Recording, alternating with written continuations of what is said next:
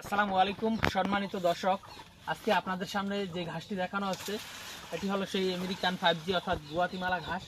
এই ঘাসটি খুবই নরম, মিষ্টি, টক এবং আপনার রসালো। বিশেষ করে অন্যান্য ঘাস, বিশেষ করে যারা পাকচন বা স্মার্ট নেপিয়ার ঘাস কিন্তু মিষ্টি, প্রচুর পরিমাণে মিষ্টি। তবে এই গুয়াতিমালা ঘাসের মিষ্টি এবং টক দুইটা উপাদানই রয়েছে। এর কারণ হলো এই ঘাসটা যদি এখন এখান থেকে কাটি তাহলে আপনার জেলির মতো পদার্থ বের হবে বা পিচ্ছিল পদার্থ যেটা বলে অনেকে ক্যালসিয়াম বলে, মূলত সেটা কিন্তু এই ঘাসের ক্যালসিয়ামই। সেই ক্যালসিয়াম জাতীয় পদার্থটা থাকার কারণেই কিন্তু এই ঘাসটা আপনার টক রয়েছে, কিছুটা চুকা লাগে বা মিষ্টিও রয়েছে, টক মিষ্টি দুইটাই রয়েছে। তো দর্শক, এই ঘাসটি আপনারা দেখতেছেন প্রচুর পরিমাণে ফলন হয় জমিতে। দেখেন আমাদের এই জমিতে কী পরিমাণ ঘাস হয়েছে, আর এই ঘাসের আপনার কাটিং হতে অনেক বেশি সময় লাগে। 10 মাস, 8 মাস বা 9 মাস এরকম সময় লাগে। এর আগে কিন্তু এই ঘাসে কাটিং হয় না।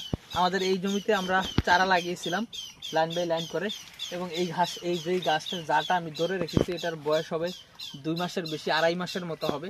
দর্শক, আরেকটি কথা বলি, গুয়াতিমালা ঘাসে অন্যান্য ঘাসের থেকে সময় বেশি লাগে। এই দেখেন এই জারটার বয়স 2.5 মাস। এই যে এখানে যেগুলো দেখা যাচ্ছে এগুলো 2.5 মাস বয়সের গাছ, যদিও মোটামুটি লম্বা অনেকটাই হয়েছে। তবে আর 1 মাস যদি রাখি, অর্থাৎ 3.5 মাস যদি রেখে দেই, তাহলে এখানে যেই পরিমাণ ঘাস এখানে রয়েছে এর থেকে আরও এত গুণ বা আরও দ্বিগুণ।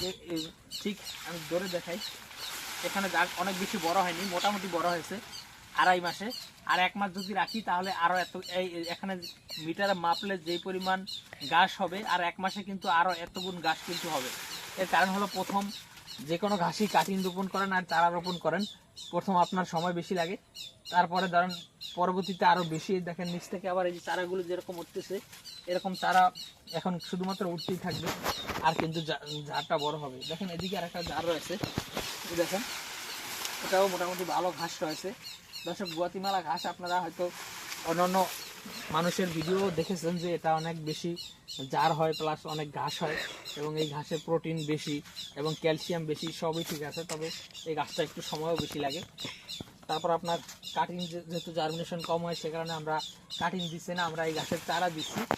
চারা আপনার যতটা লাগাবেন ততটাই হবে, 100 লাগালে 100ই হবে, যদি 1000 লাগান 1000ই হবে, সেটা কোনো সমস্যা নেই। তবে চারার দামটা একটু বেশি। তো দর্শক, আপনারা যারা এই ঘাসের চারা সংগ্রহ করতে চান তারা অবশ্যই স্ক্রিনে দেওয়া নম্বরে যোগাযোগ করবেন।